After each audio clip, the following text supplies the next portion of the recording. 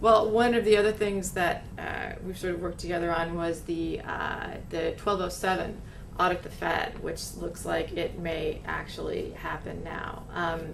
I don't know, people may not know, but it's been Ron Paul, the libertarian dream, but sort of Ron Paul's dream to be able to audit the Federal Reserve. And he had put together some Republican co-sponsors for this bill, and it never got anywhere because there were not enough Republicans to make anything happen. So Alan Grayson picked it up and decided he wanted to do something with it, but every time he was showing it to people, they were going, there's a bunch of crazy Republicans, what am I going to do with this? So I contacted Dean and Mark and Jamie Galbraith and Bill Black and a bunch of other people and got them to sign on to sort of endorse this as saying this was a good thing from the progressive perspective, and now they're having hearings on it tomorrow, and it looks like it's actually going to happen. No, that's really great, and it was tremendously impressive. The work you've done and the work Grayson certainly deserves enormous credit because he's a freshman. Usually freshmen in Congress don't do anything because you can't. I mean, it's set up. It's not. You're supposed to be there 20 years before anyone pays attention to you, and he really moved that, and it was considered a loony thing. And what's remarkable has been the response of kind of the sort of establishment in the sense that, how do you deal with this? And there was an article in the Times about 2 months ago about how the Fed's coming under increasing criticism, and they talked about it. It wasn't a bad piece, but they didn't say anything about the bill. And at that point, already had somewhere around 215. I don't know if it had crossed the majority threshold, but it's just about right there. So I knew the reporter. I sent him and I said, "How come you didn't say anything about this? You're talking about criticism." And he said, "I didn't know about it."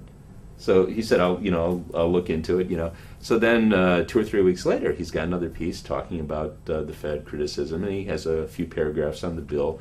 And he said, there's this bill that now has 250 Republican co-sponsors who see the Fed as an agent of unaccountable government. 250 Republican co-sponsors. This is someone they who knows. They expanded Congress and elected Yes.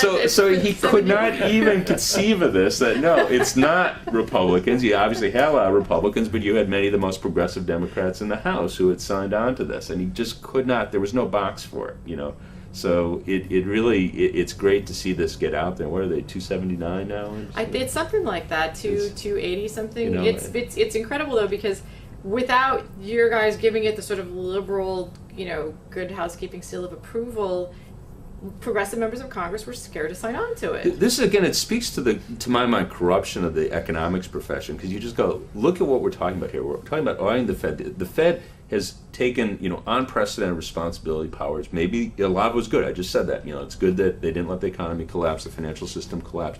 But they've lent out trillions of dollars, and there's no record of this. I mean, that's trillion with a T. That's trillion with a T. And you just go, if HHS gives out, 20 million, and they just said, oh, we don't know what happened to it, there'd be hell to pay.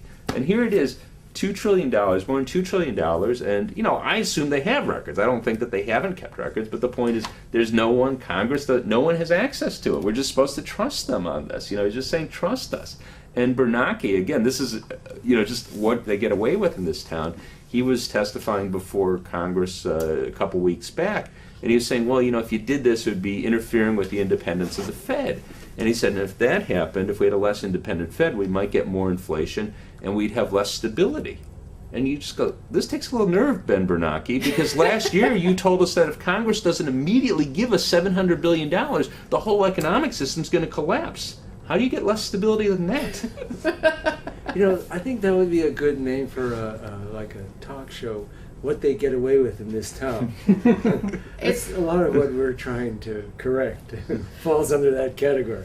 But the thing is, no other economist says that. I mean, Bernanke says that, and everyone goes, oh yeah, that's right, we'd have less stability. I mean, you just go like, what sort of craziness is this? I got something, I asked Chris Dodd, I spoke with him and I asked him, what about auditing the Fed? Isn't this a good idea? And he goes, well, I'm a little nervous about that because it really needs its independence, and you don't want it to be politicized. And I'm like, oh no, that would be bad. But I go, don't you think somebody should kind of know, like in Congress, what's going on over there? And he's going, well, that would be good, but there are risks involved. I'm going, okay, so maybe I don't need to know, but how about you, the chairman of the Senate Banking Committee? And he goes, well, I'll ask. And I'm going, you do that. So he said, okay, I will. So I bugged him for months and months, and he just sent me a letter back, and he clipped out like a press release from the Federal Reserve or something, talking about the importance of the independence of the Fed and how we wouldn't want to compromise it. And it's like, now, you know, we laugh at that, but in fact, like most economists actually believe that. They think that it's extremely important that the Fed not be, you know, make some of the most important decisions in the economy, basically, you know, monetary policy, interest rate policy, and without being accountable to the electorate at all. just to Jamie Dimon. Yeah, no, that's exactly right. And that's the other part of the independence. They're not independent of the financial sector. Yeah. I mean, it's even by design. I mean, the financial sector, you know, they actually appoint members. They appoint the regional, the 12 district bank presidents are appointed through a process that are basically controlled by the banks.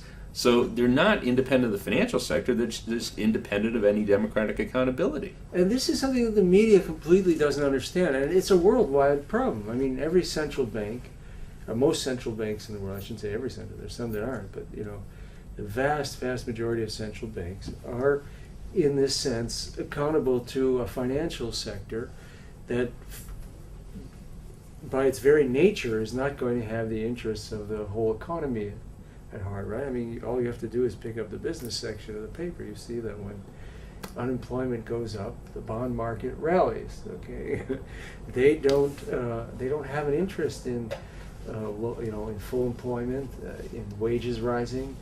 They have an interest in keeping inflation low, even if that means, you know, unnecessary recessions and everything else. So this is a conflict all over the world. I mean, you know, in Latin America, for example, you see this in every country, and you know, because they've elected over a dozen left governments in the last decade, you now see some changes in that. But in the discussion in the media, you know, you don't really see any change. You don't even see a debate. Well, is there something? Should a central bank have to? I mean, in our law, they're supposed to look out for full employment, right? But that's not even discussed. It's always about inflation. It's always about keeping down inflation. Nobody's looking at the other side of the equation. To the average person, you know, we would rather have an extra half point of inflation and have a million more jobs if that's the trade-off. That's not the trade-off for the financial sector. They look at it the other way. They would rather have a million less jobs and a lower half point of inflation, even if inflation is only, say, you know, 4%. Or 2%. In some cases, 2%. Remember, this wasn't that long ago. They wouldn't do it now, but it was when we were getting started. They had that meeting out in Jackson Hole, the annual central bankers meeting, and one of them said out loud in front of everybody, and there wasn't any opposition either. You know, that we would push the inflation rate down to zero if it wasn't for the fact that politically the cost of that would not be acceptable. No, it is striking that, because actually, I mean, it's something very few people are aware of this, but you know, the law that ostensibly the Fed operates under says they're supposed to target price stability, and that can be interpreted in different ways. And it says full employment, that it specifies as 4% unemployment. That's actually written into the law. And I once had a conversation with someone who at the time was a member of the Board of Governors, and we were talking about policy, and they were talking, you know, he was saying they were going to raise interest rates. This is back in '94 when they were actually were raising interest rates, or about to, and they did raise interest rates over that period to slow the economy, raise the unemployment rate. And I said, well, that's not consistent with, you know, 4% unemployment, because at that time the unemployment rate was, you know, over 6, and if you raised rates, it wasn't going to get down to 4. And he said, well, you know, no one takes that seriously. So it was just, you know, here you actually have it in the law, and it openly says, you know, we don't take that seriously, which, again, maybe it's a stupid law, so then isn't there a responsibility to go to Congress and go, oh, this is a stupid law, you should change it? But no one does that. Well, yeah, I found my Chris Dodd letter. I like this. I wanted to get your response. Nobody's seen this before. It's first. After our conversation, I followed up with the Federal Reserve on the question of sharing the names of banks who are receiving funds. They expressed great concern that making these banks public might discourage companies who need funds from participating in the program, and shared the following with us. So he asked the Fed if this was a good idea, and they told him no. And so this is their reasoning. The Federal Reserve does not release specific information regarding the borrowings of individual institutions from our lending facilities. This approach is completely consistent with the long-standing practice of central banks and is well-founded in terms of its rationale. The efficacy of central bank lending is stabilizing financial market conditions. Is critically dependent on the willingness of financial institutions and others to borrow from the central bank during periods of financial strain. If financial institutions are not willing to borrow from the central bank, the necessary liquidity will not flow into the market, and the absence of adequate liquidity can lead to a cumulative contraction in financial markets and a collapse of financial institutions with severe adverse consequences for the economy. So, in short, he says that the central bank needs to be able to add liquidity to the market so that small businesses can meet payroll and people can get loans and family can send their kid to college. So we can't know who these banks are because otherwise Western civilization will fall. Exactly. You know, again, he takes something that there could be a grain of truth to this in the sense that if, you know, imagine that Citigroup were suddenly under a lot of stress and they had to run to the Fed and, you know, on an emergency basis borrow $5 billion, $10 billion, whatever it might be. If the Fed were to disclose that, then that could lead to more panic, and they'd have to, you know, fair enough. That's at least a plausible argument.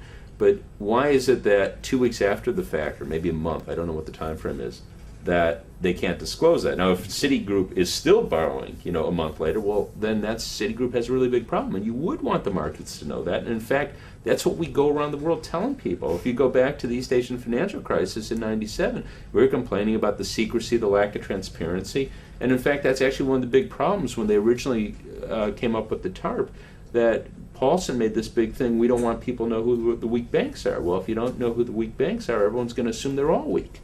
So it's really quite against what he would say, why I shouldn't put words in Bernanke's mouth, what most economists would say under other circumstances. And you know, this idea of the central bank being independent again too, it's more, it is really an extreme form of an elitist argument. It's basically saying, I mean, imagine, you could make the same argument for tax and budget policy, right? That A lot of people do, actually. Yeah. But you have to remember, this isn't like saying that the Supreme Court should be independent because it's supposed to interpret the laws, and you need a judicial branch, and there's a whole argument about, you know, checks and balances. This is an actual argument saying if you just strip away the jargon, all they're really saying is that the people are too stupid to know what's good for them. Therefore, the most important economic policy should be decided by this independent institution that is owned and run by the financial sector, essentially. And that's pretty bad. I mean, they wouldn't get away with that I don't think they would get away with that for budget. Well, they're proposing that. I wasn't joking. The Entitlements Commission. You're going to create this body of wise people that they're going to say, here's what you have to do, and you know, it'd be very difficult to be structured where, you know, basically you'd require a supermajority of Congress to overturn it. So you'd be able to implement all these cuts to Social Security and Medicare, our core social programs, that a minority, you know, 40 people in the Senate, I mean, depending on how they structure it, it could be a relatively small minority, well, it won't be a small minority, but certainly a clear minority of Congress could put into force. Go team. Democratic majority.